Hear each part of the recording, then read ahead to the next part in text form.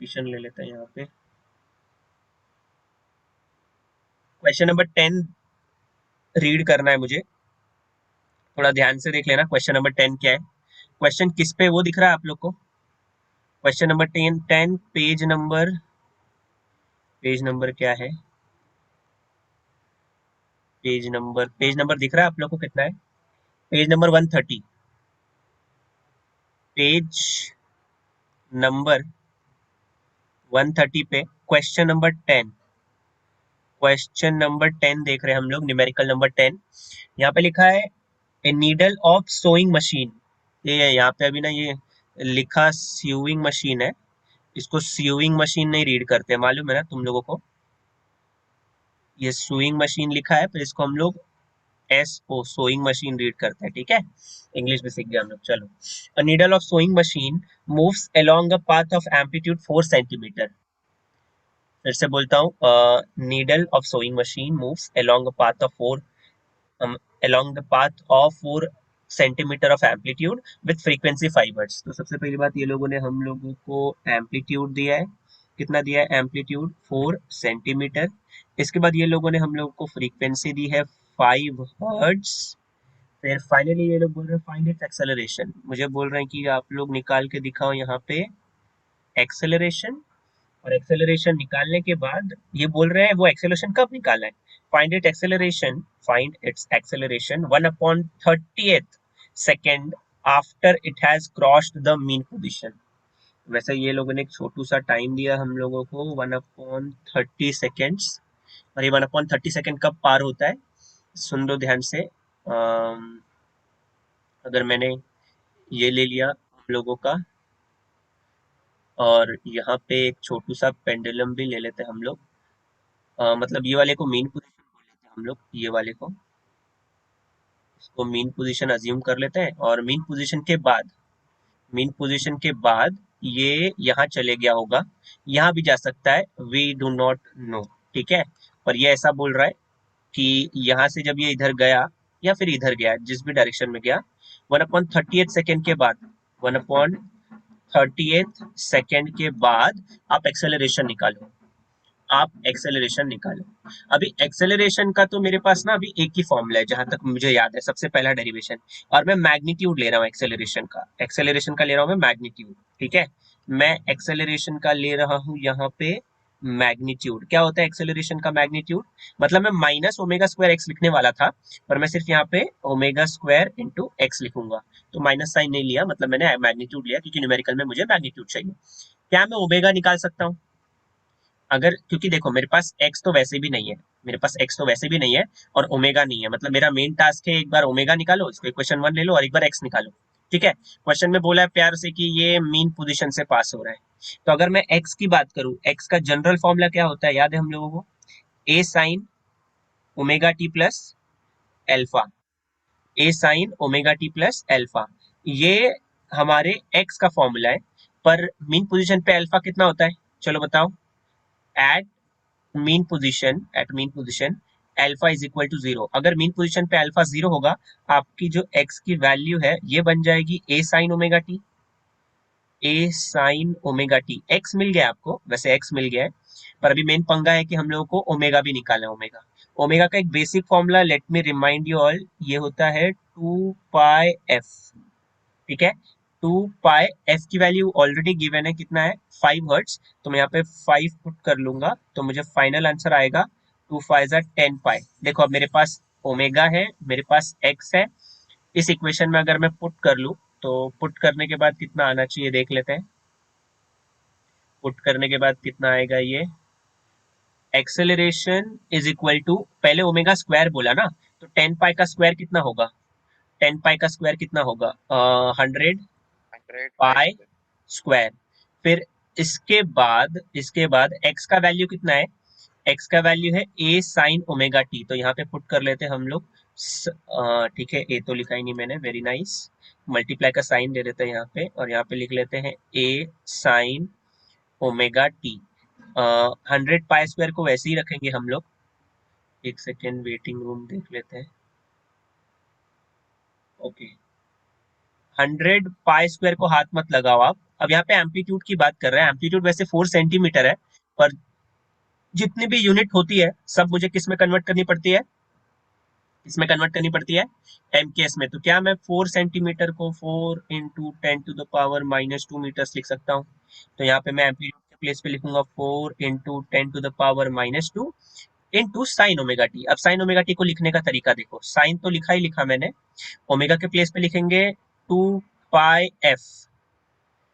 2πf लिखना लाजमी है क्या? हाँ, 2πf लिख लेते हैं और टी को वैसे ही लिखा, 2πf लिख लिया और टी को वैसे ही लिखा। अब ध्यान से देखो, ये 100 और ये 10⁻² तो घर चले जाएंगे, तो हमारे पास सिर्फ पाई स्क्वायर बचेगा।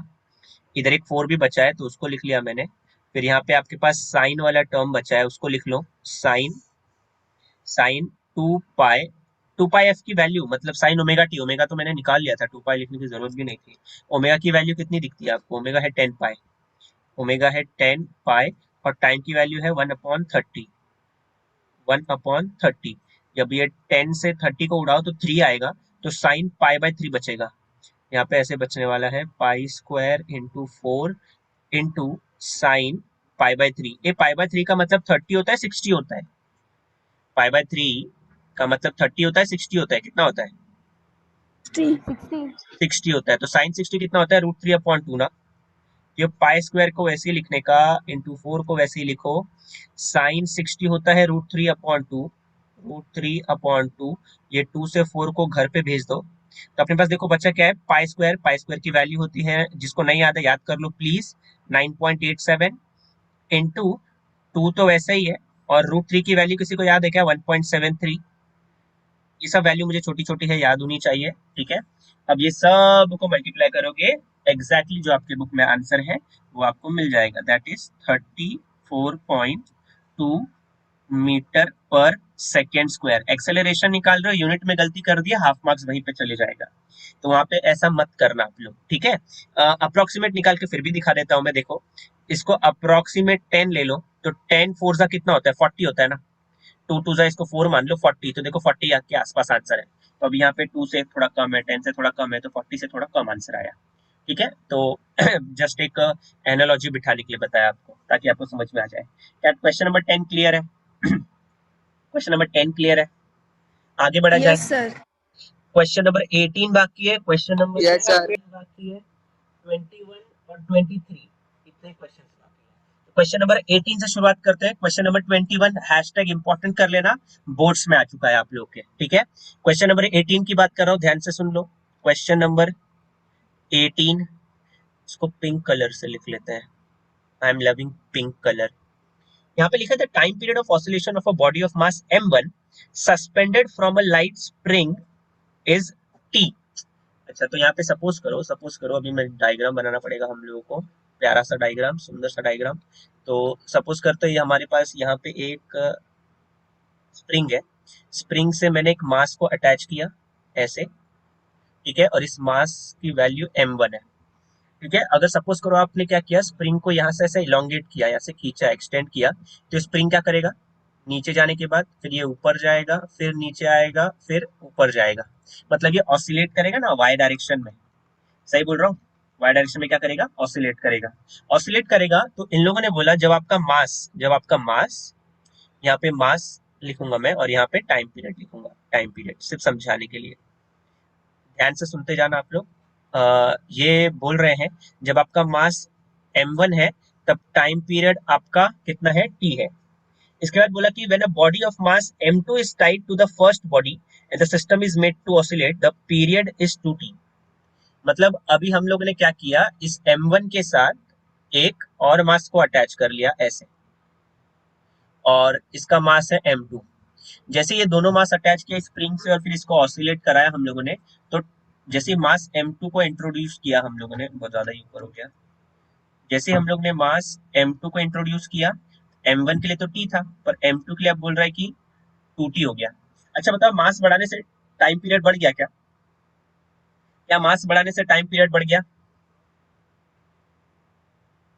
मतलब पहले तो ये स्प्रिंग खाली m1 को ही उठा रहा था ना, अब तो ये स्प्रिंग m1 और m2 दोनों को उठा रहा है, तो मास तो बढ़ गया ना स्प्रिंग के ऊपर, स्प्रिंग के ऊपर मास तो बढ़ गया। अगर स्प्रिंग के ऊपर मास बढ़ गया तो टाइम पीरियड भी बढ़ गया।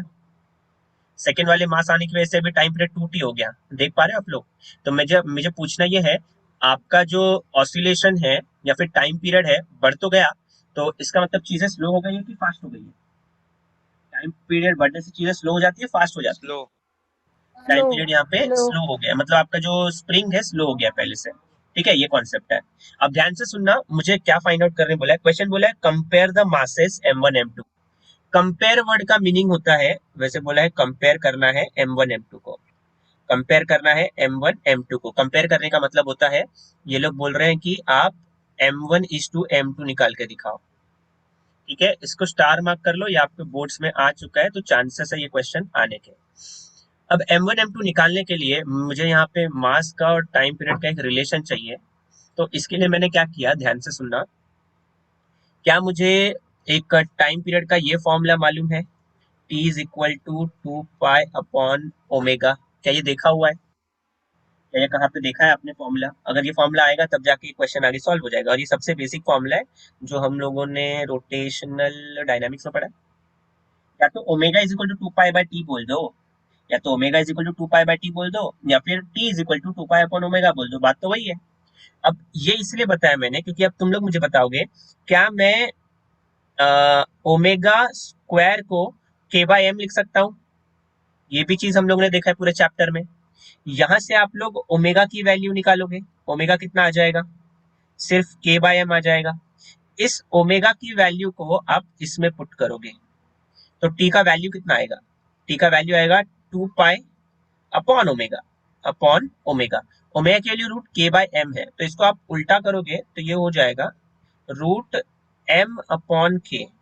अब मुझे बस बताओ, टाइम पीरियड और मास का रिलेशन कैसा है, डायरेक्ट है इनवर्स है?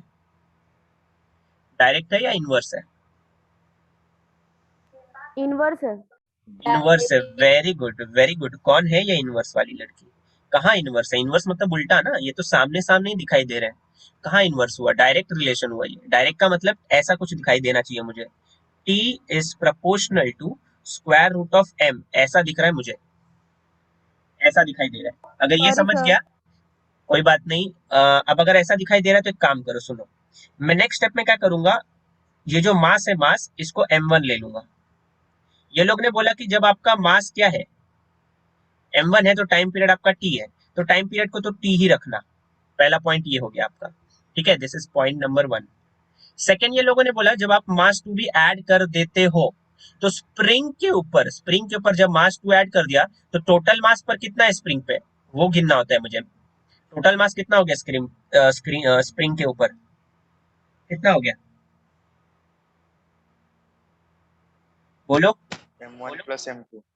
m1 plus m2, m1 plus m2 is proportional to. अब टाइम पीरियड थोड़ा ध्यान से देखो, जब सेकेंड मास लेके आए तो टाइम पीरियड हो कितना गया था मेरा, 2t, तो ये हो जाएगा आपका 2t। ये आपका पॉइंट नंबर 2 हो गया, ये आपका पॉइंट नंबर 2 हो गया। अब ये दोनों को आप डिवाइड कर लोगे, ये दोनों को आप कर लोगे डिवाइड, तो डिवाइड कर लो, देखो डिवाइड कर लूंगा तो ये हो जाएगा t upon 2t is equal to square root में m1 upon square root of m1 plus m2। आपको मालूम है ये t और ये t घर जाएंगे, ठीक है, दोनों t अगर कैंसिल हो गए तो लेफ्ट हैंड साइड में 1/2 बचेगा।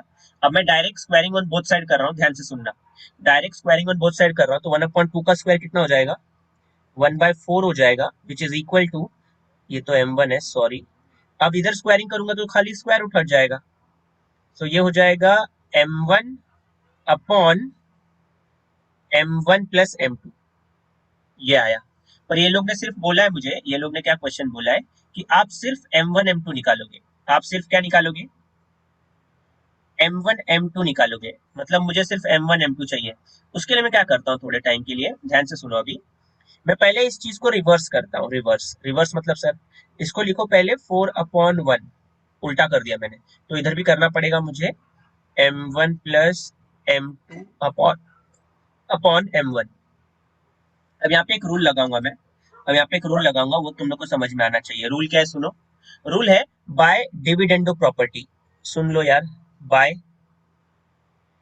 डिविडेंडो प्रॉपर्टी पहली बार सुना है क्या कोई? ऐसा कोई है जो ये पहली बार सुन रहा है? By dividendo property. Dividendo property क्या बोलता है यहाँ पे समझा देता हूँ, सुन लो। रेड में लिख लेता हूँ इसको। अगर आपके पास एक चीज दी है, सपोज करो A upon B is equal to C upon D. Dividendo मतलब माइनस करना होता है। डिविडेंडो मतलब माइनस करना होता है। किसको किसमें से माइनस करना है? ये जो न्यूमेरेटर है, न्यूमेरेटर में से डिनोमिनेटर को सिर्फ माइनस करना है, बाकी सब चीज सेम। मतलब ए अपॉन बी को हम लोग लिख सकते हैं ए माइनस बी अपॉन बी। मतलब डिनोमिनेटर तो वही है, बस न्यूमेरेटर में से डिनोमिनेटर को सब्ट्रैक्ट किया। और यहाँ पे सी अपॉन डी है तो ये हो जाएगा सी माइनस डी अपॉन डी। क्या ये डिविडेंडो वाली प्रॉपर्टी मुझे समझ में आ रही है? यस। अगर यही चीज मुझे समझ में आ गई डिविडेंडो वाली प्रॉपर्टी, तो यहाँ पे देखो कैसे होगा। ये हो जाएगा, कलर चेंज कर लेते हैं यार। ये हो जाएगा आपका 4 - 1 अपॉन 1 इज इक्वल टू, ये हो जाएगा, देखो पहले से आपके पास ऊपर कौन है, m1 + m2। इसमें से माइनस कर लो m1, नीचे वाले को माइनस करना होता है और नीचे वाले को कॉपी करना रहता है। तो 4 - 1 कितना हो जाएगा, 3/1 इज इक्वल टू m1 और m1 घर जाएंगे तो ये हो जाएगा m2/m1। बस फिर से इस बार इन्वर्टेंडो कर लो, m2/m1 है, सॉरी। बस इन्वर्टेंडो कर लो, इन्वर्टेंडो मतलब उल्टा कर रहे हैं। तो ये कितना हो जाएगा देखो, ये हो जाएगा 1/3 is equal to 1/3 is equal to m1/m2। कितना हो जाएगा ये, m1/m इज इक्वल टू 1/3। क्या समझ में आ गया है मुझे? ये 3 मार्क का क्वेश्चन है ये आपके बोर्ड्स में। क्लियर है क्या ये वाला पार्ट क्लियर है? यस। Yes sir. सबको क्लियर है? ये 2 क्वेश्चन है, ये छोटे छोटे क्वेश्चन है, इसका कोई इतना खास लेवल नहीं है हमारी बुक में। तो अभी जो क्वेश्चंस आएंगे वो थोड़े से अच्छे क्वेश्चंस है, उस पे थोड़ा ज्यादा फोकस करना है अपने को। क्वेश्चन नंबर 19 थोड़ा सा अलग है, मतलब डेरिवेशन जिसको समझ में आया होगा वही ये क्वेश्चन नंबर 19 कर सकता है, वरना फिर तो गई भैंस पानी में वाला सीन है यहाँ पे। पर देखते हैं, ट्राई करते हैं क्वेश्चन नंबर 19 समझने का। क्वेश्चन नंबर 19, 21 और 23 सब 3-4 क्वेश्चन बाकी है और फिर हमारा ये सेशन होएगा यहीं पे समाप्त। कोई तो मैसेज भेज रहा है मुझे, क्या मैसेज भेज रहा है? मुझे नहीं भेज रहा है एक्चुअली। किसको भेज रहा है? कोई तो हंस रहा है या हंस रही है, नाम नहीं बताऊंगा। सबको दिख रहा है मैसेज वैसे, एवरीवन लिखा है। क्या दीपा, क्या जोक चला? लॉल। चलो ठीक है, क्वेश्चन नंबर 19 क्या ही कर रहे हैं ये बच्चे मालूम नहीं। सर वो Quest- गलती से हुआ। हाँ सॉरी कोई बात नहीं, कोई बात सर। नहीं, मैं किसी को नहीं बताऊंगा, टेंशन मत लो। क्वेश्चन नंबर 19, एक्चुअली अभी क्वेश्चन नंबर 19। मेरे दीजिए, उसका लीव, नाम नहीं लेंगे। Leave, leave, LEAVE, leave. मैंने बस इतना ही किया, लेकिन मैं कर चुकी और मैसेज कर रही हूँ बस। No sir. कि तुम लोग लड़ो ना, बाद में लड़ो ना, अभी हम लोग पढ़ लेते हैं। Question number 19, question number 19, question number 19 लिख लेता हूँ। The displacement of an oscillating particle is given by x is equal to a sin omega t plus b cos omega t। यहाँ पे मतलब डिस्प्लेसमेंट दिया है किसी पार्टिकल का। क्वेश्चन नंबर 19 में x is equal to a sin omega t plus b cos omega T. ये x मतलब डिस्प्लेसमेंट का इक्वेशन दिया है, और यहाँ पे प्यार से साइड में ऐसा लिख दिया है कि हमारा जो a है कॉमा b है और ओमेगा है, ये चीजें हमारी कांस्टेंट है। ये चीजें हमारी क्या है, कांस्टेंट है, मतलब ये बदलने वाली नहीं है। कांस्टेंट है मतलब कोई नंबर है ये, ठीक है।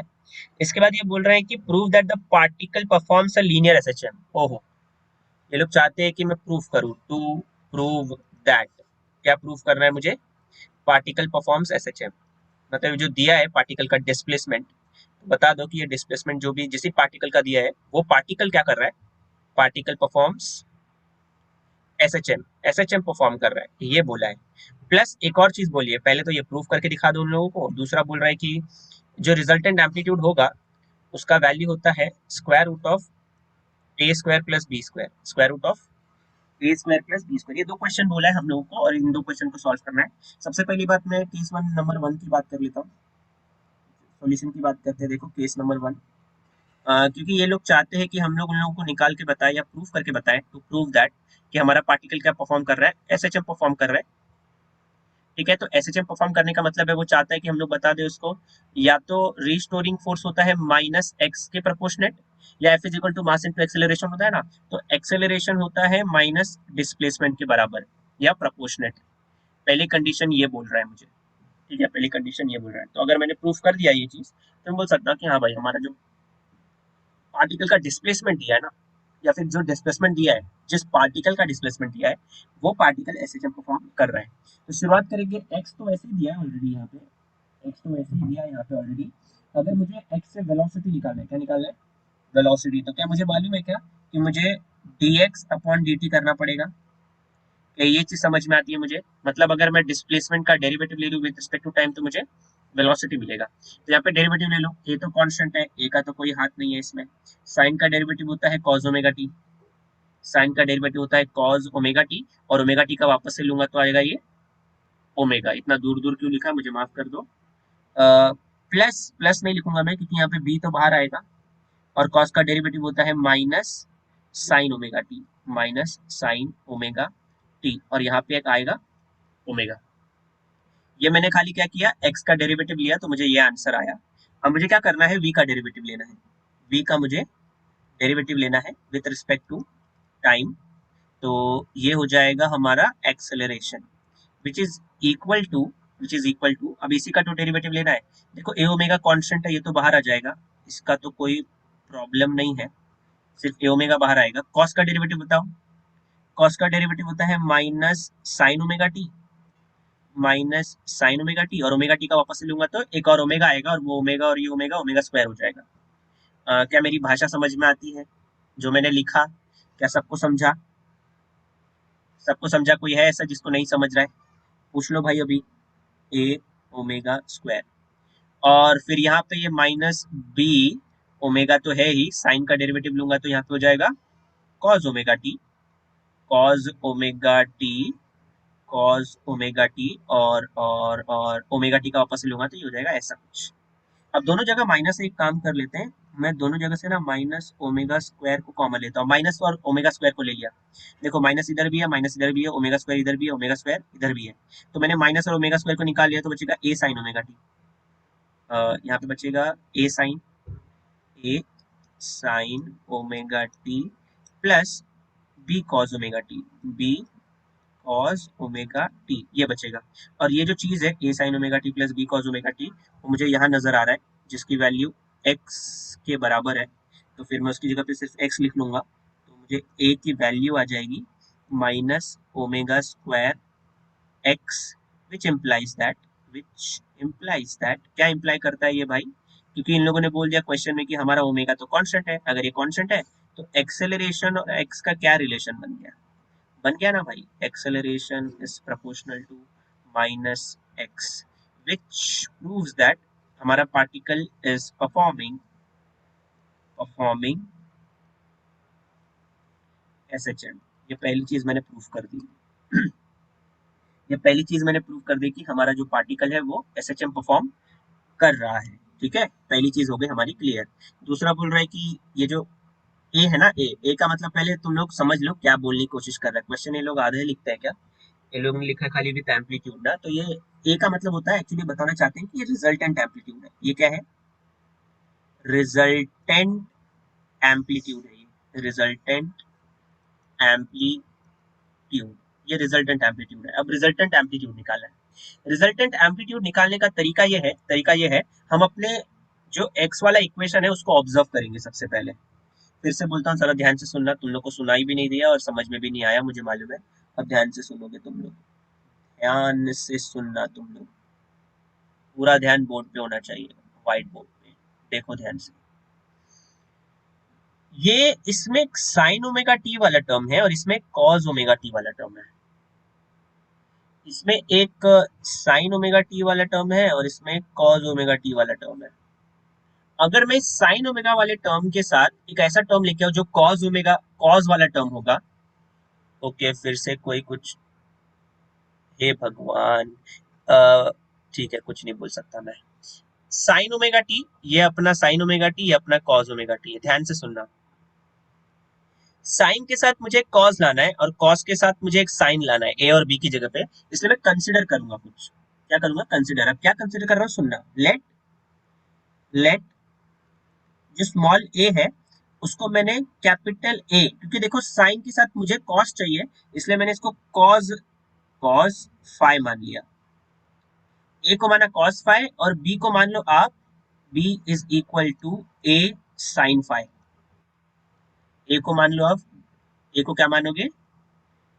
ए को माना हम लोगों ने capital A cos phi, b को माना हम लोगों ने कैपिटल ए साइन फाई। क्यों माना सर? ये डेरिवेशन में भी हम लोग ने ऐसा ही कुछ किया था एडजस्टमेंट करने के लिए, सो दैट ये जो x का आंसर है ना वो क्या आ जाए, x का आंसर क्या आ जाए, एक नॉर्मल इक्वेशन की तरह आ जाए। वो नॉर्मल इक्वेशन कैसा दिखना चाहिए? x is equal to A sine omega T plus alpha, ऐसा कुछ दिखना चाहिए।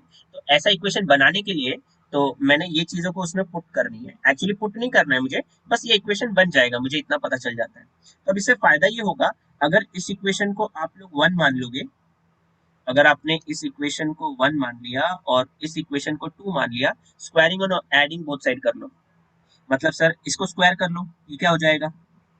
ए square is equal to capital A square cos square five, cos square five, और इसको भी स्क्वायर कर लो, ये हो जाएगा B square is equal to A square sine square five, sine square five. अब दोनों को ऐड कर लो, एलएचएस को ऐड कर लो और आरएचएस को ऐड कर लो। एलएचएस को ऐड करोगे तो आपको दिखाई देगा ये A square plus B square is equal to जब आरएचएस को ऐड करोगे तो यहाँ पे देखो ए स्क्वायर है, यहाँ पे भी ए स्क्वायर है, वो ए स्क्वायर कॉमन आ जाएगा, ठीक है। और sine square theta plus cos square theta होता है 1, तो ये आपको कैपिटल ए की वैल्यू मिलेगी, पर मुझे कैपिटल ए नहीं चाहिए, मुझे मुझे कैपिटल ए स्क्वायर नहीं चाहिए, मुझे सिर्फ क्या चाहिए? ए चाहिए, ठीक है। तो ए चाहिए तो अभी हम लोग क्या करेंगे? Taking square root on both side, इधर भी स्क्वायर रूट लेंगे और इधर भी स्क्वायर रूट लेंगे, तो आपको फाइनली ए कितना आ जाएगा? ए कितना आ जाएगा? ए आ जाएगा आप लोगों को square root of a square plus B square. ऐसे इस क्वेश्चन को आपको सॉल्व करना है। डेरिवेशन पे अगर ध्यान दिया होगा तो ये क्यों किया, थोड़ा थोड़ा ये क्लियर हो गया रहेगा। तो इस क्वेश्चन को आपको ऐसे सॉल्व करना है। क्या ये बातें क्लियर है मेरी? ये बातें क्लियर है? क्वेश्चन नंबर 21, क्वेश्चन नंबर 21 ध्यान से देखना। क्वेश्चन नंबर 21 और 23 कॉन्सेप्चुअल क्वेश्चन है, तो थोड़ा सा ध्यान देना इसमें, ठीक है। क्वेश्चन नंबर 21 कर रहे हैं अभी फिलहाल हम लोग, क्वेश्चन नंबर 21 कर रहे हैं। मैं क्वेश्चन रीड करूंगा, क्वेश्चन पूछूंगा, आप लोग ध्यान से बताते जाना। यहाँ पे लिखा है a 20 centimetre wide thin circular disc. वैसे ये लोग एक डिस्क की बात कर रहे हैं, ठीक है। तो डिस्क बनाने की कोशिश करते हैं हम लोग, ये ऐसी कुछ डिस्क अज्यूम करते हैं हम लोग, ये अपनी डिस्क है सपोज करो, ऐसा डिस्क है ये, अज्यूम कर लो ये हमारी डिस्क है प्यारी सी, ये हमारा डिस्क है। अच्छा 20 सेंटीमीटर वाइड मतलब तुम लोग को समझ में आता है? 20 सेंटीमीटर इसका डायमीटर दिया है, 20 सेंटीमीटर क्या गिवन है इसका? ये 20 सेंटीमीटर इसका डायमीटर दिया है। अगर 20 सेंटीमीटर डायमीटर है तो रेडियस बता दो इसका, रेडियस कितना आएगा? 10 10 सेंटीमीटर सेंटीमीटर है, 10 which is centimetre equal to 10 into 10 to the power -2 metres. क्या ये चीज क्लियर है मुझे? इसके बाद यहाँ पे लोगों ने बोला है कि ये डिस्क का मास 200 ग्राम है। मास कितना दिया है इस डिस्क का? 200 ग्राम। और ग्राम को किलोग्राम में कैसे कन्वर्ट करते हैं लास्ट टाइम सिखाया था मैंने, इंटू 10 टू द पावर -3 करना पड़ता है, और ग्राम को आप लोग किलोग्राम में कन्वर्ट कर लोगे। तो ये कन्वर्जन हो गया ग्राम टू किलोग्राम। इसके बाद आगे लिखा है suspended to a rigid support from a thin metallic string. अब एक रिजिड सपोर्ट से इसको मैंने क्या किया है? सस्पेंड किया है। तो इसका छोटा सा डायग्राम ऐसे बना लेता हूं मैं, ध्यान से सुनना। ये हमारा एक रिजिड सपोर्ट है और रिजिड सपोर्ट से मैंने अभी इसको टाई करके रखा है। ध्यान से सुनना कैसे टाई करते हैं। ये टाई किया है मैंने, इसको टाई करना है ऐसे। अब ध्यान से देखना इसको, ऐसा ऐसे टाई करना है इसको। ये देखो ये, अभी अज्यूम कर लो यही है, ये वही चीज है, बस इसको टाई करके रखा है मैंने, ठीक है। अभी बाय होल्डिंग, ध्यान से सुनना, यहाँ पे लिखा है by holding the rim of the disc the string is by holding the rim of the disc the string is twisted to 60 degree. अच्छा, तो रिम का मतलब समझ में आता है? रिम मतलब ये वाला पार्ट, ये रिम है, ये रिम, रिम मतलब कॉर्नर। आप इसको ऐसे पकड़ोगे और इसको ट्विस्ट करोगे। ट्विस्ट का मतलब है ये वायर को आप क्या करोगे, ये वायर को ध्यान से देखना, मतलब ये वायर को आप क्या करोगे, ऐसे ट्विस्ट करोगे, ध्यान से सुनना, ट्विस्ट करोगे ऐसे, ट्विस्ट मतलब मोड़ोगे, तो इसके बाद छोड़ दोगे अगर ट्विस्ट करके, तो ये जो पेंडुलम है ये थोड़ा इधर जाएगा और ये थोड़ा इधर जाएगा, फिर ये इधर जाएगा और ये इधर जाएगा। इधर जाएगा मतलब ये ऐसे ऐसे घूमेगा यार, ऐसे ऐसे ऐसे ऐसे, ये घूमेगा इस डायरेक्शन में। क्या समझ पाते हो? मैंने तुम लोग को एक कौन सा कॉन्सेप्ट समझाया था, याद है? इसको कौन सा पेंडुलम बोलते हैं? ये लीनियर एसएचएम है कि एंगुलर एसएचएम है? क्वेश्चन एंगुलर एसएचएम पे है, एंगुलर एसएचएम पे है। और ये लोगों ने अभी थीटा दिया है मुझे फिलहाल के लिए 60 डिग्री। 60 डिग्री को मैं पाई बाय 3 रेडियन लिखता हूँ।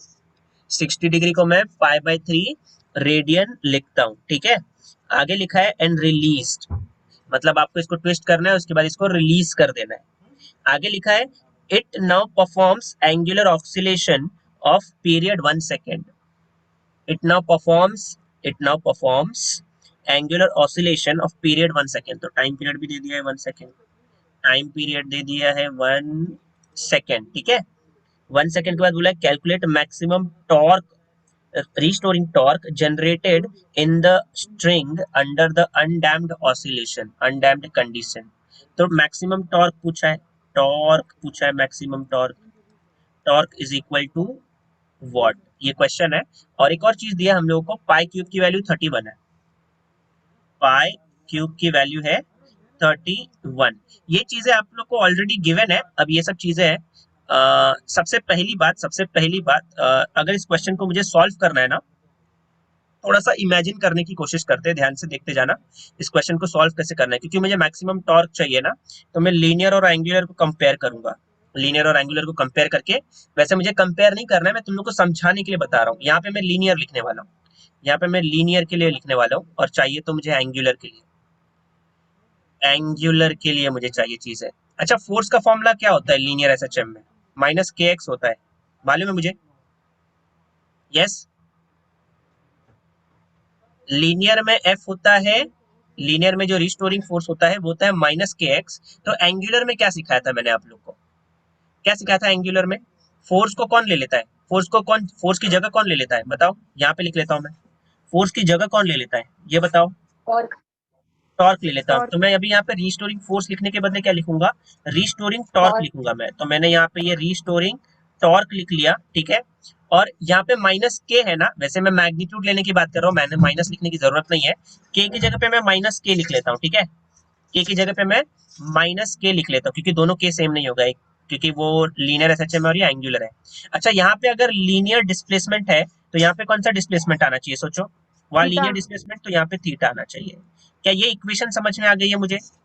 ये मैंने तुम लोग को एंगुलर एसएचएम में पढ़ाया था, ये चीज क्लियर है? Yes sir. तो ये फॉर्मूला एक बार मैं यहाँ भी लिख देता हूँ, पहले फॉर्मूला बना लेंगे उसके बाद उसको सॉल्व करेंगे। तो यहाँ पे आंसर आया है रिस्टोरिंग टॉर्क का के डैश इंटू थीटा। अब क्वेश्चन ये है, लीनियर एसएचएम में, लीनियर एसएचएम में के का फॉर्मूला क्या होता था? एम ओमेगा स्क्वायर, राइट है। के का फॉर्मूला क्या होता था?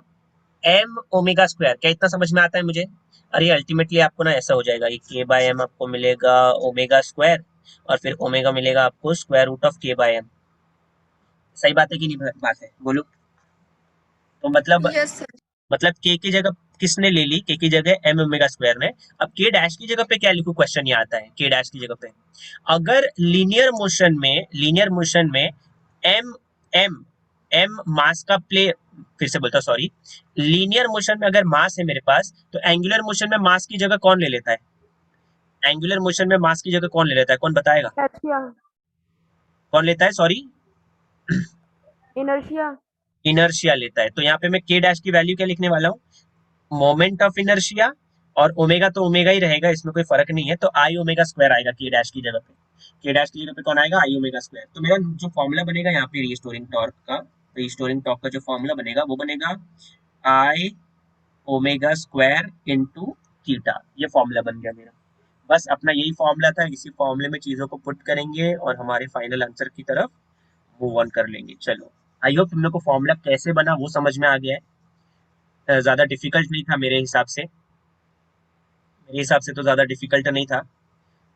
डिफिकल्ट था क्या? बस फॉर्मूला बनाना कैसे वो सिखा दिया मैंने। अब बस फॉर्मूले में वैल्यू पुट करेंगे, आंसर आ जाएगा। देखो, यहाँ पे टॉर्क लिखा है मैंने, टॉर्क लिखा है मैंने, restoring torque is equal to I. I मतलब मोमेंट ऑफ इनर्शिया। अभी देखो ये जो मैंने ये डिस्क को, ये जो डिस्क है ना, इस डिस्क को जो मैंने टाई किया है, कहाँ से टाई किया है? टाई कहाँ से किया है? सेंटर से किया है। अच्छा, तो एक लाइन जो सेंटर से पास हो गई perpendicular to the surface of the disc है, उसका मोमेंट ऑफ इनर्शिया कितना होता है? मोमेंट ऑफ इनर्शिया कितना होता है अबाउट सेंटर? याद करो, डिस्क के लिए कितना था? एम आर स्क्वायर अपॉन 2 था। ओमेगा की वैल्यू कितनी है? क्योंकि मुझे ओमेगा का वैल्यू एक पता है, 2 पाई अपॉन टी, तो यही पुट करूंगा मैं, 2 पाई अपॉन टी, क्योंकि मेरे पास टी गिवन है और थीटा मेरे पास तो गिवन है ऑलरेडी, तो उसको भी पुट कर लूंगा। ये दोनों सब चीजें उसमें पुट करके देखते हैं।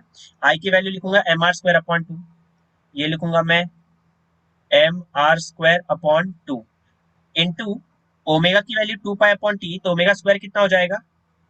4 pi square upon T square into theta. Theta मुझे कितना पुट करना है, क्योंकि सब रेडियन में आंसर आना चाहिए, डिग्री में मत कर देना। रेडियन मैंने आप लोग को समझाया है, एसआई यूनिट है, इसलिए रेडियन में कन्वर्ट किया मैंने इसको।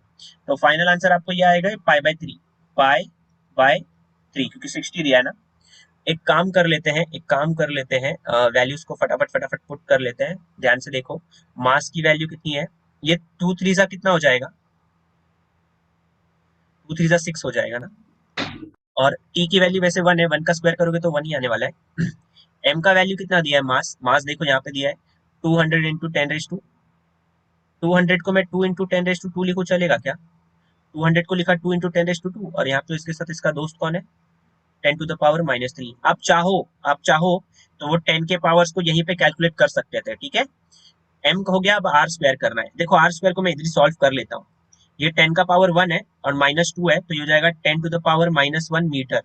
ये आर है, पर आर स्क्वायर करूंगा तो इसका अब इसका स्क्वायर करूंगा तो 10⁻⁻2 आएगा। क्या ये समझ में आता है मुझे? मैंने ये वाला m लिखा है, ये आर स्क्वायर लिखा है, अपॉन जो 2 था 3 के साथ मल्टीप्लाई कर लिया है। अब बचा है 4 पाई स्क्वायर इंटू पाई। अच्छा, पाई स्क्वायर इंटू पाई तो मैंने पाई क्यूब लिख लिया। कितना लिखा? पाई क्यूब। और ऊपर अभी भी 4 बचा है, ऊपर अभी भी 4 बचा है। ये चीजें जो मैंने पुट कर ली है, आप चाहो तो अब इसको इससे उड़ा सकते हो। देखो, 2 2 टू 3 तो आपके पास जो नंबर बचेगा अभी फिलहाल के लिए, वो बचेगा 2, और ये 2 2 कितना बचेगा? 4 बचेगा अपॉन 3 इंटू 10 के पावर्स को देख लो आप, 10 ये -2 है, ये +2 है, घर जाएंगे और यहाँ बचेगा 10⁻³ और एक पाई क्यूब बचा है, और ये लोगों ने पाई क्यूब की वैल्यू हम लोग को 31 दी है, तो इसको मैं इंटू 31 कर लूंगा। बस अब आपको क्या करना है, इसको इसको उड़ा दो तो ये 1.333 आएगा। क्या 1.333 इतना आएगा? इंटू 31 आएगा ये, इंटू 31 इंटू 10⁻³ तो 31 का मल्टीप्लाई 1.333 से कर लो, तो जो भी मल्टीप्लाई करके आंसर आएगा वो अपना फाइनल आंसर होना चाहिए। कर लो, क्या कितना आएगा चेक कर लो। 1.33 41.323। 41.323 हाँ 41, सर।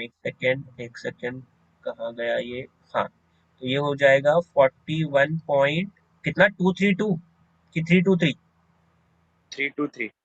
323 इंटू 10⁻³ वैसे टॉर्क निकाल रहा हूँ, टॉर्क की यूनिट क्या होगी, कोई बताएगा? टॉर्क की यूनिट क्या होती है? टॉर्क की यूनिट न्यूटन इंटू मीटर होती है, न्यूटन इंटू मीटर होती है। अब चाहो इसको यहीं पे लिख के छोड़ दो, या फिर आप ये 10⁻³ इसको दे दो, तो 3 बार पॉइंट पीछे शिफ्ट होगा भाई। 3 बार पीछे शिफ्ट होगा तो 2 बार तो इधर ही चले जाएगा, और एक और शिफ्ट होगा तो 0.04132 न्यूटन इंटू मीटर। तो ये आपको फाइनल आंसर आ जाएगा क्वेश्चन नंबर 21 का। क्या क्वेश्चन नंबर 21 मुझे क्लियर है? यस? डिफिकल्ट था क्या ये वाला? क्लियर है आप लोगों को? No sir. अब क्वेश्चन नंबर 21 हो गया हमारा। ये क्वेश्चन नंबर 21 इंपॉर्टेंट था, ठीक है। अब लास्ट क्वेश्चन, क्वेश्चन नंबर 23 पे आ रहे हैं हम लोग। क्वेश्चन नंबर 22 मैंने आप लोग को करा दिया है, जिसको नहीं आता है क्वेश्चन नंबर 22, क्या ओपन कर रहा हूँ मैं, कट हो जाना रे भाई, कहाँ से ओपन हो, तुम लोग को स्क्रीन पे कुछ दिख रहा है क्या? नहीं सर। कुछ भी नहीं दिख रहा? ओके ठीक है, अभी भी नहीं दिख रहा था कुछ, इसके पहले भी? चलो कोई बात नहीं, नहीं दिख रहा तो क्या ही बोल सकते हैं, मतलब स्क्रीन शेयर नहीं किया मैंने, खाली ये व्हाइट बोर्ड शेयर हो रही है। ये व्हाइट बोर्ड में नीचे खींच के लेके आता हूँ। ये व्हाइट बोर्ड ऊपर नीचे होता है तो वो भी दिखता है तुम लोगों को कि नहीं दिखता है? तो भी नहीं होता है, चलो कोई बात नहीं। आगे बढ़ते हैं हम लोग, लास्ट क्वेश्चन की तरफ बढ़ रहे हैं, क्वेश्चन नंबर 23। क्वेश्चन नंबर 23 ना आप लोग जो क्वेश्चन नंबर 23 है एक्चुअली, ये एक ही टाइप का ऐसा क्वेश्चन है जो एंट्रेंस में मतलब आते रहता है। क्वेश्चन एक्चुअली ना लूजिंग कॉन्टैक्ट पे है, क्वेश्चन है लूजिंग कॉन्टैक्ट पे, लूजिंग कॉन्टैक्ट पे, कॉन्टैक्ट, लूजिंग कॉन्टैक्ट पे क्वेश्चन है। क्वेश्चन इतना बड़ा दिया है, मतलब कॉन्सेप्ट कुछ तो होगा इसलिए दिया है, ठीक है, कुछ तो कॉन्सेप्ट है इसीलिए दिया है। पहले मैं आप लोगों को कॉन्सेप्ट समझाऊंगा लेफ्ट हैंड साइड में, और फिर उसके बाद, क्योंकि देखो फॉर्मूला में डायरेक्टली बता दूंगा तो फॉर्मूले से ही आंसर आ जाएगा, जो भी क्वेश्चन में क्वेश्चन दिया है फॉर्मूला बता दूंगा आंसर आ जाएगा। फॉर्मूला कैसे आया वो समझना इंपॉर्टेंट है, ध्यान से सुनना। पहले मैं कॉन्सेप्ट समझाता हूँ, उसके बाद आप लोग इसको सॉल्व करना इजी हो जाएगा हम लोग के लिए। ट्राई करते हैं पहले कॉन्सेप्ट समझने का, ध्यान से सुन लो आप। एक्चुअली ना मेरे पास एक वुडन बोर्ड है, देखो ध्यान से देखना, मेरे पास एक वुडन बोर्ड है, अच्छे से एक वुडन बोर्ड बना लेते हैं हम लोग।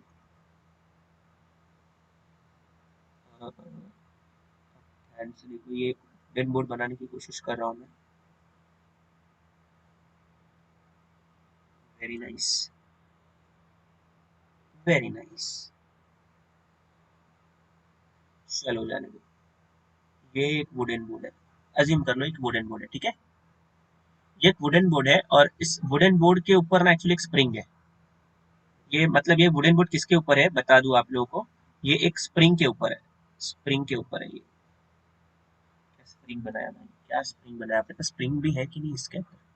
स्प्रिंग नहीं है, मतलब हम लोग क्या ही जिंदगी आ गई। नाइस, ये स्प्रिंग है आपका। अब एक वुडन बोर्ड है, सपोज करो ये ग्राउंड है, ठीक है, ये वाला जो चीज है ये ग्राउंड है आपका, ये आपका ग्राउंड है। कॉन्सेप्ट समझ लेना, कॉन्सेप्ट समझ लेना, कॉन्सेप्ट वैसे किसके ऊपर है, इसको वर्टिकल सर्कुलर मोशन बोलते हैं, सर्कुलर मोशन बोला मैंने, वेरी गुड वेरी गुड। इसको वर्टिकल एसएचएम बोलते हैं, क्या बोलते हैं, क्या वर्ड बोला मैंने अभी आप लोग के सामने, वर्टिकल एसएचएम। ये आपको डाइजेस्ट वाइजेस्ट कहीं पे भी नहीं मिलने वाला है, ठीक है, ध्यान से सुन लेना। इसलिए वर्टिकल एसएचएम क्या होता है, वर्टिकल एसएचएम मतलब क्या है, इस पे सपोज करो एक पर्सन है, इस पे सपोज करो एक पर्सन खड़ा है, ठीक है, अगर ये पर्सन इस पे उछलेगा, अगर ये पर्सन इस पे उछलेगा तो क्या मैं ऐसे बोल सकता हूँ कि ये जो वुडन बोर्ड है यहाँ पे आ जाएगा कहीं पे, इमेजिन करो यार, ये वुडन बोर्ड क्या होगा, यहाँ पे आ जाएगा, मतलब ये अपने आप को कंप्रेस करेगा ना, कंप्रेस करेगा, यहाँ पे आ जाएगा, और फिर थोड़े टाइम के बाद शायद से ये यहाँ ऊपर भी जाएगा, ऐसा। क्या मैं सही बोल रहा हूँ, क्या मेरी बातें आपको समझ में आती है? काम कर सकता हूँ, क्या आप लोग को दिखाई और सुनाई दे रहा है मेरी बात? मेरी बात तो सुनाई देनी चाहिए और ये चीज दिखाई Yes, देनी sir. चाहिए। ध्यान से देखो मैं क्या करने वाला हूँ, Yes. कॉन्सेप्ट समझने की कोशिश कर रहा, मैं क्या बताने की कोशिश कर रहा हूँ।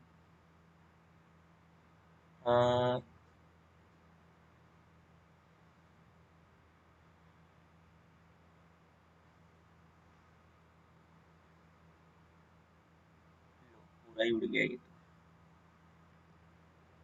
कॉन्सेप्ट समझने की कोशिश करना बस। अभी यहाँ पे एक पर्सन है, ये जब इस पे उछलेगा तो ये नीचे भी जाएगा और फिर ये ऐसे ऊपर भी जाएगा, ठीक है, यहाँ पे वो पर्सन है, यहाँ पे वो पर्सन है, ऐसे, यहाँ पे भी तो पर्सन होगा, ऐसा। अब ध्यान से समझने की कोशिश करना, मतलब ये मेरा ना एक्चुअली मेन पोजीशन है, ठीक है, और ये वाला सपोज करो राइट अभी राइट एक्सट्रीम क्या बोले इसको, इसको मैं अपर एक्सट्रीम बोलता हूँ, अपर एक्सट्रीम, ठीक है, और इसको लोअर एक्सट्रीम बोलता हूँ, लोअर एक्सट्रीम। और मुझे बस एक बात बता दो, एक बात बता दो, मैं ऐसा बोल सकता हूँ क्या कि मीन पोजीशन पे एक्सेलरेशन कितना होता है, मीन पोजीशन पे एक्सेलरेशन कितना होता है, जीरो होता है ना, मीन पोजीशन पे एक्सेलरेशन कितना होता है, जीरो होता है, ठीक है, ये इसका मीन पोजीशन है एक्चुअली, ठीक है, ये वाला एक्सट्रीम पोजीशन है अपर एक्सट्रीम, ये वाला लोअर एक्सट्रीम है, तो ये इस पे जब जंप करेगा तो नीचे भी जाएगा और ये ऊपर भी जाएगा, ये नीचे भी जाएगा और ये ऊपर भी जाएगा, ठीक है। ये एक्सेलरेशन यहाँ पे जीरो है, कोई मुझे बताएगा एक्सट्रीम पोजीशन पे एक्सेलरेशन कितने वैल्यू आती है, अगर मैंने ये एम्पलीट्यूड को कैपिटल ए ले लिया तो जितना ये एम्पलीट्यूड होगा उसको मैंने कैपिटल ए ले लिया। नॉर्मली एक्सेलरेशन का फॉर्मूला क्या होता है, माइनस ओमेगा स्क्वायर एक्स, ठीक है ना, यही फॉर्मूला होता है। मैग्नीट्यूड की बात करूंगा मैं खाली, अभी यहाँ पे माइनस को नहीं लिखना चाहिए मुझे, माइनस की नहीं बात कर रहा मैं, खाली मैग्नीट्यूड की बात कर रहा हूँ, सिर्फ मैग्नीट्यूड की बात कर रहा हूँ, तो इधर भी ओमेगा स्क्वायर एक्स आएगा और इधर भी ओमेगा स्क्वायर एक्स आएगा, ठीक है। थोड़ा ध्यान से देखो कि डिस्प्लेसमेंट की अगर बात कर लूं मैं, डिस्प्लेसमेंट की अगर बात करूं मैं, खाली मैग्नीट्यूड की बात करो, इतना ध्यान रखना। पर यहाँ पे एक्सेलरेशन तो आएगा, मतलब यहाँ पे भी ओमेगा स्क्वायर एक्स आएगा और यहाँ पे भी ओमेगा स्क्वायर एक्स आएगा, और एम्पलीट्यूड पुट करोगे तो एक बार प्लस आएगा एक बार माइनस आएगा, ये सब तो मुझे मालूम पड़ गया है। यहाँ पे एक चीज ध्यान दोगे खाली आप, यहाँ पे एक चीज ध्यान दोगे कि एक्सेलरेशन का यहाँ पे डायरेक्शन का है, हमेशा टुवर्ड्स द मीन पोजीशन होता है, याद रखना, यहाँ पे भी जो एक्सेलरेशन है वो मीन पोजीशन होता है, इतना याद रखना है मुझे। अब इससे फायदा क्या होगा, सुनते जाओ बस। क्योंकि मीन पोजीशन पे, क्योंकि मीन पोजीशन पे एक्सेलरेशन जीरो है, मतलब इस ये जो पर्सन है इस पे नेट फोर्स कितना लग रहा होगा, एफ नेट कितना लग रहा होगा बताओ, एक्सेलरेशन जीरो है तो एफ नेट तो जीरो ही लगेगा ना इस पे, एफ नेट मतलब नेट फोर्स। अब नेट फोर्स कैसे आएगा सर इसके पास, अगर इस पर्सन का मास में एम बोल दूं, ठीक है, तो शायद से इस पर्सन का जो एम जी है, इस पॉइंट पे ले लेता हूं मैं, ठीक है, इसका एम जी नीचे जाएगा, एम जी, ठीक है, और क्योंकि पर्सन इस फ्लोर पे खड़ा है या इस वुडन ब्लॉक पे खड़ा है तो इसके ऊपर एक नॉर्मल रिएक्शन भी लगेगी, ऊपर ऊपर क्या लगेगा, नॉर्मल रिएक्शन, ठीक है। अब क्योंकि मैंने आप लोग को बता दिया कि इस पर्सन पे नेट फोर्स जीरो लग रही है, तो जब अगर पर्सन पे नेट फोर्स जीरो होती है तो वाई डायरेक्शन में जो भी फोर्स है वो इक्वल होगी, मतलब N is equal to M G ले लो, upward force is equal to downward force, N is equal to M G लेना है मुझे, ठीक है। ये पहला केस हो गया, ये बीच वाला केस हो गया, ये वर्टिकल सर्कुलर मोशन जैसे किया है ना हम लोग ने, वर्टिकल सर्कुलर मोशन, वैसे ये वर्टिकल एसएचएम होता है, ठीक है। पहला n is equal to M g आया, अब ध्यान से देखना, Newton laws of motion 11th standard में जिसने पढ़ा है उसको तो थोड़ा थोड़ा आ ही जाएगा, नहीं आएगा तो अभी समझा भी दूंगा, ध्यान से सुन लेना। इस पर्सन का मास मतलब एम जी तो अभी भी नीचे जा रहा है, एम जी अभी भी नीचे जा रहा है, यहाँ पे आने के बाद, और यहाँ पे एन हो जाएगा, पर क्या इस पॉइंट पे, क्या इस पॉइंट पे एक्सेलरेशन जीरो है, क्या एक्सेलरेशन जीरो है, नहीं। एक्सेलरेशन जीरो तो नहीं है, यहाँ पे एक्सेलरेशन जीरो नहीं है। अगर यहाँ पे एक्सेलरेशन जीरो नहीं है, इसका और एक्सेलरेशन का डायरेक्शन भी है मेरे पास, एक्सेलरेशन का डायरेक्शन कहाँ पे, नीचे है। अगर यही एक्सेलरेशन की वजह से याद रखना, यही एक्सेलरेशन की वजह से याद रखेंगे, नेट फोर्स आता है मेरे पास, ये जो नेट फोर्स आ रहा है इसी एक्सेलरेशन की वजह से आ रहा है। अब मेरे को ये देखना है, क्योंकि एक्सेलरेशन का डायरेक्शन नीचे और mg का डायरेक्शन भी नीचे है, याद रखना एक्सेलरेशन के डायरेक्शन में जो होता है, एक्सेलरेशन के डायरेक्शन में ही जो फोर्स होगा वो फोर्स बड़ा होगा, मतलब mg और n में अगर मैं बोलूं कौन बड़ा है तो क्या बोलोगे तुम लोग, mg और n में बोलूं एमजी। कौन बड़ा, mg बड़ा है, तो अब मैं यहाँ पे अगर नेट फोर्स निकालने जाऊं तो mg माइनस n करना पड़ेगा, मैंने बोला mg माइनस n करना पड़ेगा, ठीक है, याद रखना ये।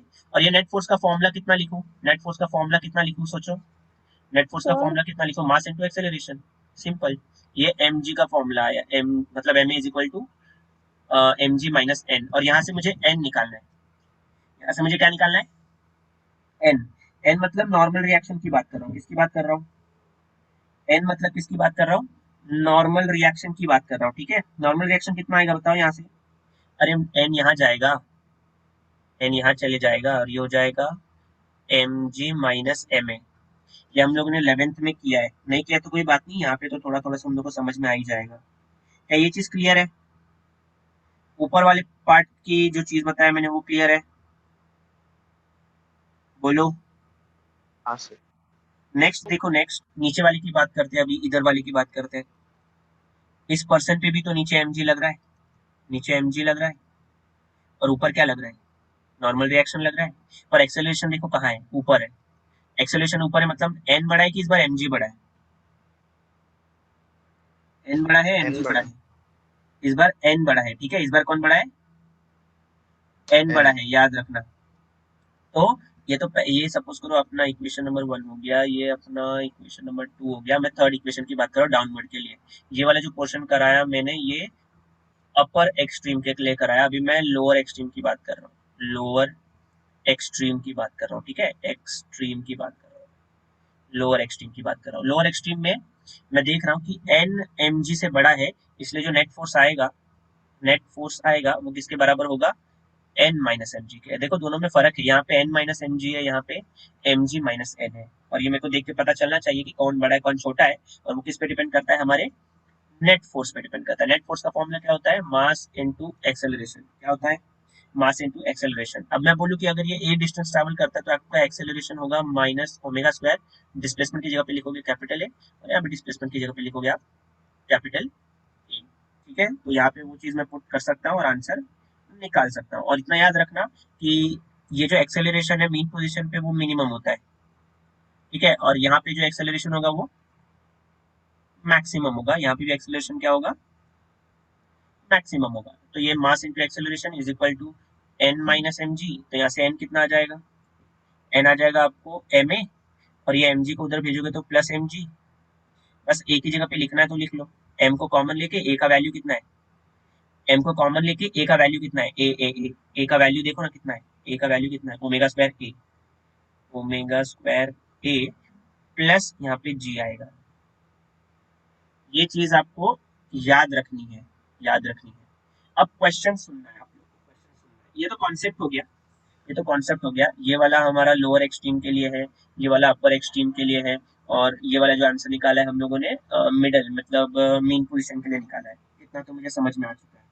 अब मैंने बोला कि क्वेश्चन है लूजिंग कॉन्टैक्ट पे, क्वेश्चन है इस पे लूजिंग कॉन्टैक्ट पे। ये जा क्यों नहीं रहा है? स्क्रीन नहीं दिखाई दे रही तुम लोगों को? स्क्रीन दिखाई दिखाई दे दे रही रही है सर, दिखाई दे रही है सर। है? सबको दिखाई दे रही है? हाँ सर। हाँ सर। चलो ठीक है। ओके मनस्वी, आवाज आ रही है?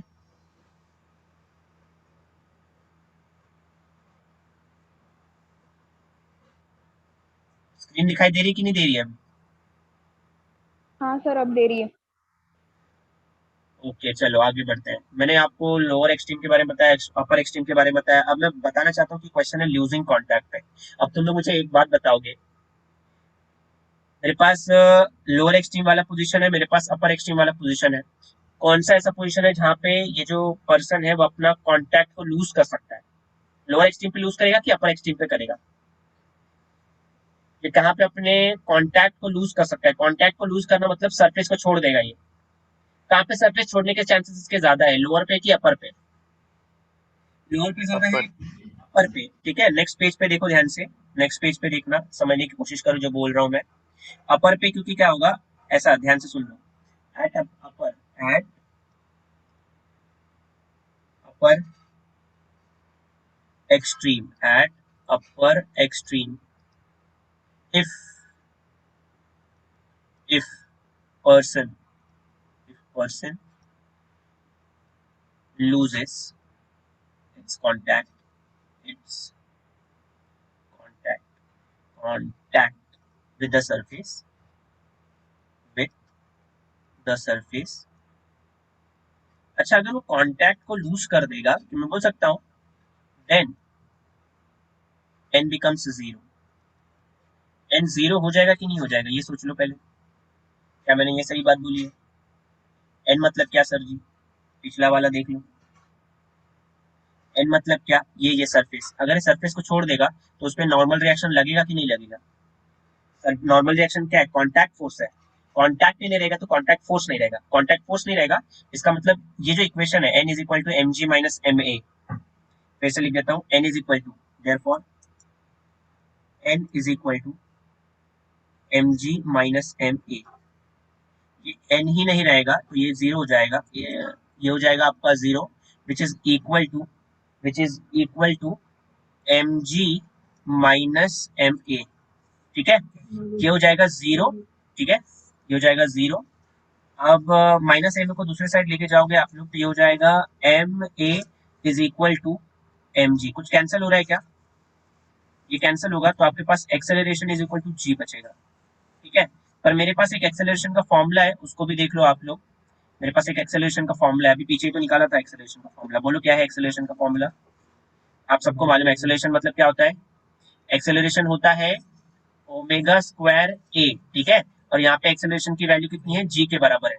ये हो जाएगा G is equal to omega square A, ठीक है। जी इज इक्वल टू क्या हो जाएगा? ओमेगा स्क्वायर,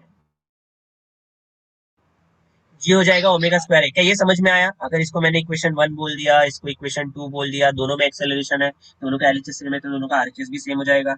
सर ये सब क्या बता रहे हो आप? मुझे क्वेश्चन में पूछा है, एक बार मैं लास्ट पूरा लाइन रीड करता हूँ। यहाँ पे लिखा है during the vibration we do not want the block to leave the contact, ठीक है, विद द पिस्टन। यहाँ पे मैंने आपको वुडन ब्लॉक बताया है और उसमें पर्सन है, पर यहाँ पे पिस्टन की बात हो रही है। और पिस्टन पे क्या है? पिस्टन पे एक ब्लॉक है, इतना याद रखना, दोनों चीजें सेम ही है। अब यहाँ पे लिखा how much maximum frequency is possible if the amplitude of the vibration is dash dash dash. वो मैक्सिमम फ्रीक्वेंसी पूछ रहा है, मतलब यहाँ से पहले ओमेगा स्क्वायर निकाल लो आप। ओमेगा स्क्वायर क्या होगा? G upon a. Omega square क्या होगा? G upon a. G upon a, a amplitude है यहाँ पे, तो ओमेगा कितना आ जाएगा? Taking square root on both side, ये हो जाएगा जी अपॉन ए। ये मुझे मैक्सिमम फ्रीक्वेंसी पूछ रहा है, ठीक है। तो फ्रीक्वेंसी पूछ रहा है तो मैं यहाँ पे लिखने वाला हूँ ये तो ओमेगा निकाला मैंने, इसको मैं लिख सकता हूँ 2 pi N is equal to square root of G by A. तो यहाँ से एन कितना आ जाएगा? आप लोग ध्यान से देखो, एन कितना आ जाएगा हम लोग को? एन आ जाएगा 1/2 pi, 1/2 pi square root of G by A. ये मेरा मैक्सिमम फ्रीक्वेंसी का क्या है? फॉर्मूला है। ये फॉर्मूला है जो हम लोगों को याद रखना है मैक्सिमम फ्रीक्वेंसी के लिए, ठीक है। इस फॉर्मूले में चीजें को पुट कर दूंगा तो मुझे आंसर आ जाएगा। अब ध्यान से सुन लो यहाँ पे एक और चीज, एक सेकेंड रुक जाओ। अब मैं क्वेश्चन रीड करूंगा, जो भी कॉन्सेप्ट बताया इसमें अभी चीजों को पुट करेंगे और आंसर फटाफट फटाफट निकाल लेंगे। अब कॉन्सेप्ट सुन लेते हैं। लिखा है a wooden block of mass m is kept on a piston that can perform vertical vibration of adjustable frequency and amplitude। तो मैंने यहाँ पे जो वुडन क्या लिया था? एक वुडन क्या लिया था मैंने? ब्लॉक। वुडन ब्लॉक लिया था, ब्लॉक बोल सकते हो, या फिर मैंने यहाँ पे एक वुडन क्या बोल सकते हैं इसको, कार्डबोर्ड सरफेस लिया था मैंने। और वुडन सरफेस किस पे रखा हुआ है? एक स्प्रिंग पे रखा हुआ है। अगर तुम लोग ये डायग्राम फिर से देखोगे, तुम लोग ये डायग्राम देखोगे तो ये जो चीज ली है मैंने, ये सपोज करो एक वुडन सरफेस है और इसको किसके ऊपर रखा गया है? स्प्रिंग के ऊपर रखा है ना यहाँ पे। इसको किस पे रखा है मैंने? स्प्रिंग के ऊपर रखा है। अगर मैंने इसको स्प्रिंग पे रखा है और पर्सन के बदले उन लोगों ने ब्लॉक रखा है इसके ऊपर, ठीक है, पर्सन के बदले ब्लॉक रखा है, यही कंसेप्ट है, बस यही चेंजेस है इसमें। तो अब क्या करना है यहाँ पे? During the vibration we do not want the block to leave the contact. मतलब वाइब्रेशन के टाइम पे हम लोग नहीं चाहते कि वो जो पर्सन है या फिर वो जो ब्लॉक है वो कॉन्टैक्ट को लूज करे, ठीक है।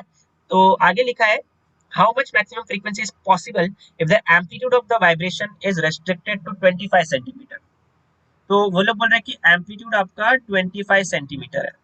मतलब इससे ज्यादा अगर एम्पलीट्यूड हो जाएगा आपका, इससे ज्यादा एम्पलीट्यूड हो जाएगा तो अपने सरफेस को क्या कर लेगा? लूज करना चालू कर देगा, मतलब हवा में उड़ने लगेगा। इतना याद रखना है। आगे लिखा है in this case how much is the energy per unit mass. ये चाहते हैं कि हम लोग इसके बाद एनर्जी पर यूनिट मास भी निकालें। Energy energy per unit mass ये भी निकालने हम लोग, ये दो क्वेश्चन बोला है। सबसे पहले मैं फ्रीक्वेंसी निकालने की कोशिश करता हूँ। ध्यान से देखो फ्रीक्वेंसी कितना आएगा, फ्रीक्वेंसी की वैल्यू कितनी है? ऊपर दिख रहा है तुम लोगों को? ऊपर दिख रहा है? हाँ सर। अब जी का वैल्यू वैसे तुम लोगों को ना बुक में, एक सेकेंड, कितना दिया है? पाई स्क्वायर की वैल्यू भी इन लोगों ने 10 दी है और जी का वैल्यू भी 10 दिया है, सब 10 दिया है। तो देख लो ध्यान से कैसे करना है इसको। फॉर्मूला तो ऊपर लिखा ही है, इधर ही पुट कर लेते हैं हम लोग। Is equal to 1/2 pi square root of, यहाँ पे जी का वैल्यू कितना ले लूँ मैं? 10 ले लूँ क्या? जी का वैल्यू ले लेते हैं हम लोग 10 अपॉन एम्पलीट्यूड कितना दिया है हम लोगों को? 25 इंटू 10⁻⁻²। ठीक है, तो अब इसको मैं आगे सॉल्व कर लेता हूँ। और कुछ तो नहीं दिया है ना हम लोगों को, एम्पलीट्यूड दिया है। तो अभी यहाँ पे मैं क्या करूँगा, 1/2 पाई को ऐसे ही रखूँगा, 1/2 पाई को वैसे ही रखूँगा। और ध्यान से देखोगे अगर तो 10⁻, वो जो ऊपर लिखा है ना -2, इस -2 को ऊपर लेके जाओगे तो कितना हो जाएगा, +2 हो जाएगा ना। तो यहाँ पे मैं इसको ऐसे लिखने वाला हूँ, 10 इंटू 100/25, 100/25, 25 1 जा 25, 4 जा 4 जा तो √40 हो जाएगा। तो 1/2 पाई स्क्वायर रूट ऑफ हो जाएगा ये √40। अब तुम लोग एक चीज सोचो ध्यान से, एक काम करते हैं, इसको सिंप्लिसिटी के लिए मैं क्या करने वाला हूँ, इस पाई को ना इसके अंदर लेके जाऊंगा मैं। इस पाई को कहाँ लेके जाऊंगा, रूट के अंदर। तो कुछ ऐसा दिखेगा, देखो 1/2 स्क्वायर रूट ऑफ ये 40 हो जाएगा, और ये पाई जब स्क्वायर रूट के अंदर जाएगा तो ये पाई स्क्वायर हो जाएगा। कितना हो जाएगा ये, पाई स्क्वायर हो जाएगा ये।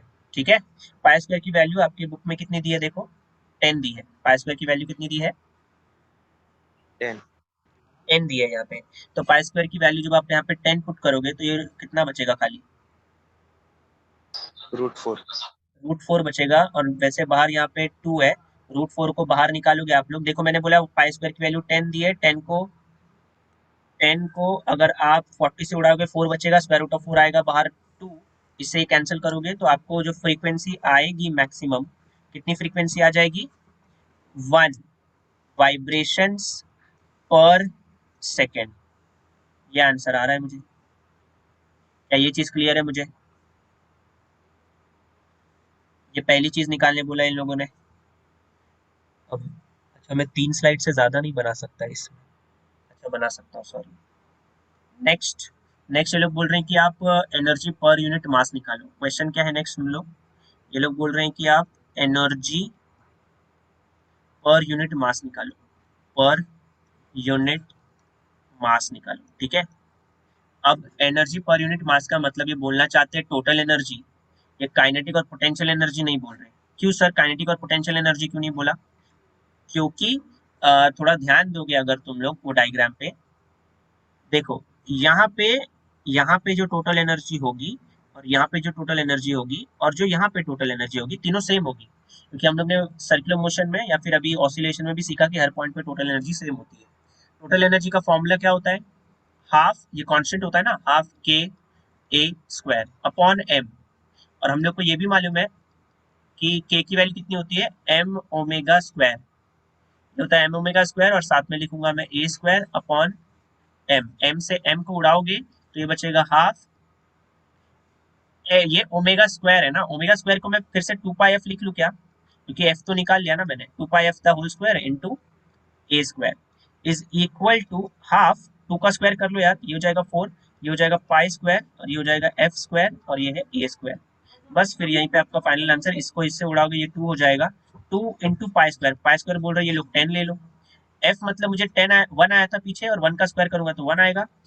a एम्पलीट्यूड देखो पीछे कितना था, एम्पलीट्यूड पीछे कितना है, 25 इंटू 10⁻²। तो एम्पलीट्यूड स्क्वायर करना पड़ेगा, 25 का स्क्वायर कर लोगे यार 625 आ जाएगा, और 10⁻² का स्क्वायर कर लोगे तो 10⁻⁴ आ जाएगा। अब 625 का मल्टीप्लाई 2 से करोगे, 625 का मल्टीप्लाई आप 2 से करोगे तो कितना आएगा, ये हो जाएगा 1200, और 1250 आएगा, ये 1250 50। आ जाएगा ये इंटू, ये 10 है और ये 10⁻⁴ है, इसका पावर कुछ नहीं मतलब 1 है, तो 10⁻³ बचेगा।